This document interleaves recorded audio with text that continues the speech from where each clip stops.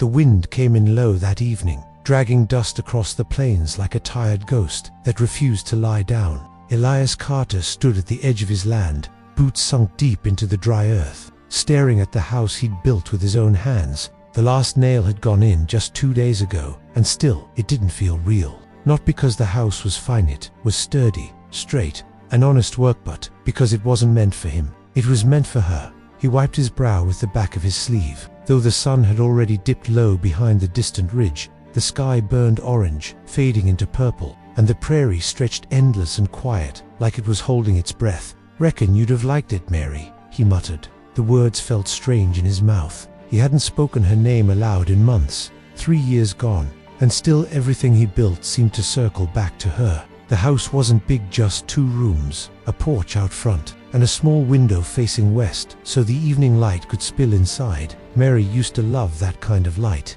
Said it made everything look softer, kinder. He'd remembered that. He remembered everything. That was the problem. Elias turned and began walking back toward the house. Each step heavy but steady. The boards creaked under his boots as he climbed the porch. He paused a moment, hand resting on the doorframe. For a second, just a second, he imagined she might be inside, setting a kettle, humming some half-forgotten tune, calling his name like nothing in the world had ever gone wrong. He let out a slow breath and pushed the door open. Inside, the house smelled like fresh-cut wood and dust. Bare, empty, honest. A table stood in the corner, 2 chairs he didn't know why he'd made 2, and a bed frame against the far wall. No mattress yet. He hadn't gotten that far. Elias stepped inside and set his hat on the table. The silence pressed in on him, thicker than the walls themselves. "This was a foolish thing," he said under his breath. "Building a house for a dead woman. Out here, folks would call that madness, or grief that had gone too far." Maybe they were the same thing. He moved to the window and looked out at the fading light. Night would come quick. It always did out here, and when it came, it brought the cold with it. That's when the loneliness got loud. He turned away from the window and reached for the chair, planning to sit for a spell before heading back to the old shack he'd been living in.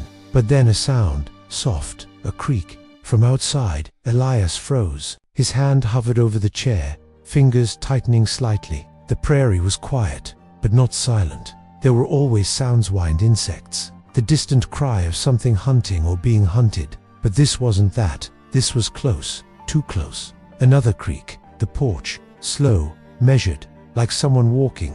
Elias straightened, his jaw tightening as his eyes flicked toward the door. His heart didn't race, not yet, but something deep in his chest shifted, like an old instinct waking up. He moved without hurry, but without hesitation. One hand drifted toward his belt, where his revolver rested, worn smooth from years of use. "Who's there?" he called. No answer, just the wind, and then a shadow passed beneath the door. Elias drew his gun. The motion was smooth, practiced. He stepped toward the door, boots silent against the wooden floor, every sense sharpened, every thought narrowing to a single point. Someone was out there, on his land, at his door. He reached out and pulled it open in one swift motion.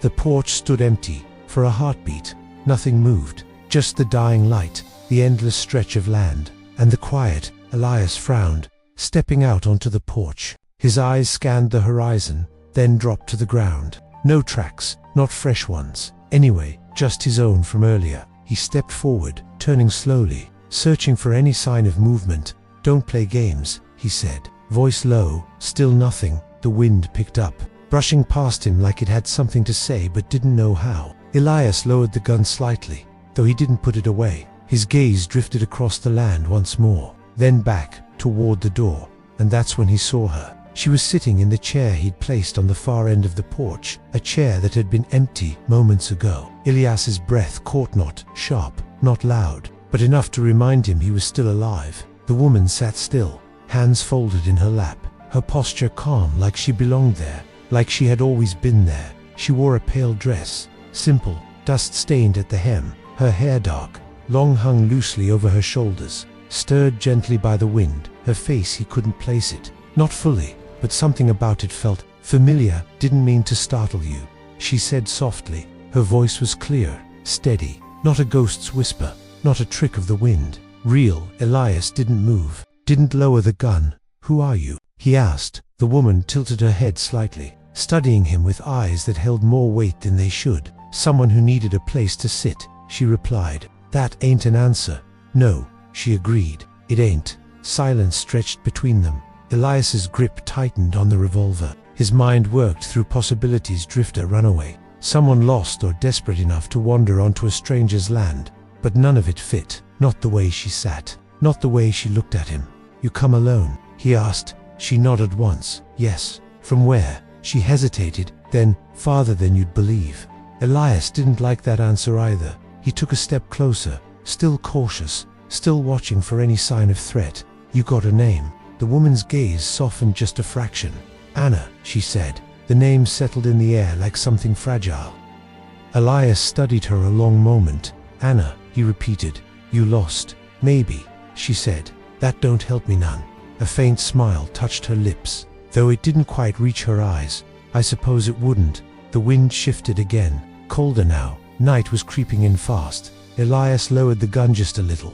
You shouldn't be out here after dark, he said. Ain't safe. I know. Then why are you? She looked past him, toward the open door, into the house. I was drawn here, she said quietly. Elias followed her gaze, then looked back at her. Drawn, he repeated, skepticism creeping into his tone. She nodded. Yes, he let out a breath through his nose. People don't just get drawn to a place like this. Some do, she said. Something in her voice made him pause. Not fear, not quite, but something close to it. Elias holstered his gun slowly. Though his body remained tense, it got somewhere to stay. He asked. Anna shook her head. No. He glanced at the darkening horizon, then back at the house, then at her. He didn't like it. Didn't like any part of it. But leaving someone out here alone at night, that wasn't something he could do. Not even now. Not even with everything that felt wrong about her. You can stay the night, he said finally. Inside. Her eyes met his. Are you sure? No, he admitted, but it's better than the alternative. For a moment, she didn't move. Then she stood, slowly, gracefully, like she'd been sitting there longer than she should have. Thank you, Elias, she said. He stiffened. I didn't tell you my name. Anna stepped past him. Into the house. I know, she said softly. Elias stood on the porch, the last light of day fading behind him, and for the first time in a long while, he felt something that wasn't just grief. It wasn't comfort. It wasn't hope. It was something colder, something deeper, something that made the hair on the back of his neck stand up. He turned slowly and looked into the house. Anna stood by the window, her fingers brushing lightly against the frame, as if she recognized it, as if she'd seen it before. You built it well, she said. Elias stepped inside, his boots heavy on the floor. How would you know that? She turned to face him, and in the dim light for just a heartbeat, her face shifted. Not fully, not clearly, but enough. Enough to make his chest tighten, enough to make his breath catch. Because for that one fleeting moment, she looked like Mary. Elias blinked, and it was gone. Just Anna again, standing there, watching him. You okay? She asked. He didn't answer right away. Couldn't. His mind wrestled with what he'd seen, trying to make sense of something that didn't make sense. You ever been here before? He asked finally. Anna tilted her head. Not like this, she said. That didn't help. Nothing she said helped. Elias walked past her and sat heavily in the chair, his hat still resting on the table. You can take the bed, he said. I'll stay here. There's no mattress, she pointed out gently. I'll manage. Another silence. Then she stepped closer, her movements quiet. You built this for someone, she said. It wasn't a question. Elias stared at the floor. Yeah, your wife. He looked up sharply. How do you know that? Anna met his gaze, something unreadable flickering in her eyes. Because I can feel her here, she said. Elias stood abruptly, the chair scraping against the floor. There's no one here but us. Anna didn't flinch. Grief leaves marks, she said softly. In places, in things, in people. He shook his head. I ain't in the mood for riddles. It's not a riddle. Then say it plain. She hesitated, then took a breath. This house wasn't meant for the living, she said. Not entirely. Elias's jaw tightened. You'd best start making sense. Anna looked around the room, her gaze lingering on the window, the bed frame, the second chair. You built this to remember her, she said. To keep her close. That ain't a crime. No, she agreed. But sometimes, when something is held onto too tightly, it doesn't stay gone. The words settled heavy in the air. Elias felt a chill crawl up his spine. You saying she's here? He asked, his voice low. Anna didn't answer right away. Instead, she stepped closer to him, close enough that he could see the faint tremor in her hands. "Not the way you think," she said. "Then how?" She looked at him, really looked at him, and this time there was no mistaking it. There was sorrow in her eyes, deep, familiar. "I don't remember everything," she said quietly. "Just pieces." Elias frowned. "Pieces of what?" Anna swallowed. "Of being here," she said. His heart skipped. "Here," she nodded. "With you." The room felt smaller suddenly, the walls closer, the air heavier. "That's not possible," Elias said. "I know." "Then what are you saying?" Anna's voice dropped to almost a whisper. "I think I'm what's left." Elias stared at her. Every instinct in him screamed that this was wrong, impossible, some trick of the mind or something worse. But then the way she stood, the way she looked at the window, the way she said his name, and that fleeting glimpse, that impossible, unbearable glimpse, "Mary," he said, barely audible. Anna's eyes filled with something that looked like recognition and pain. "I don't know," she answered, and somehow that was worse than if she'd said yes. The wind howled outside, rattling the walls, as if the land itself was trying to speak. Elias took a step back, his breath uneven now. "This ain't real," he muttered. "This can't be real." Anna didn't move toward him, didn't reach out. She just stood there. "I didn't come here to haunt you," she said. "I didn't even know why I came."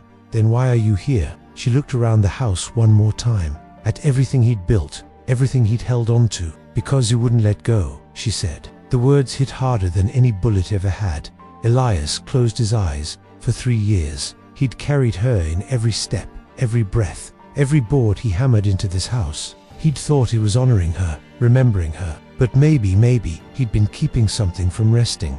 When he opened his eyes again, Anna was still there, but something about her felt lighter, fainter. "What happens now?" he asked. She gave a small, sad smile. "I think you let me go," she said. Elias's throat tightened. "And if I don't?" Anna's gaze softened. "Then I stay," she said. "But not whole, not really." Silence fell between them, long and heavy. Elias looked at the house, at the chair, at the empty bed, at everything he'd built for a ghost, then back at her, at the woman who might be something more or something less. His voice came out rough. "You deserved more than this," he said. Anna's expression didn't change. "I had you," she replied. That was enough. The wind died down, the night settled, and for the first time in years, Elias Carter made a choice. He stepped forward, not to hold her, not to keep her, but to let her go. "I remember you," he said. "That's enough." Anna smiled, and this time it reached her eyes. Then, slowly, gently she faded, like dust carried off by the wind, like a memory finally laid to rest. Elias stood alone in the house. The silence returned, but it was different now, not as heavy, not as cruel. He walked to the window and looked out at the endless prairie. The night stretched on, vast and quiet, and somewhere in that quiet there was peace, for her, and, at last, for him.